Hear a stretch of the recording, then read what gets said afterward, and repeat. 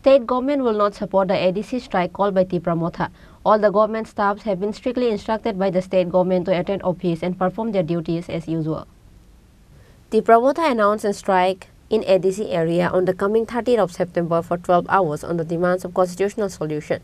Tripura Govt former chairman Maharaja Pradut Kishore Devarma gave this information through a press meet at Noyungma on last Saturday. However, state government has not taken any decision till now of the ADC strike was called by Tripura Govt. At last, state government announced that they will not support the ADC strike called by Tripura Govt. All the government staffs have been strictly instructed by the state government to attend office and perform their duties as usual.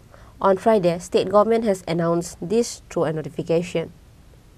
Likewise, state police has been made aware of the maintenance of law and order. State government's additional secretary P. Das said that if the situation is heated in any way, then the police will take strict action.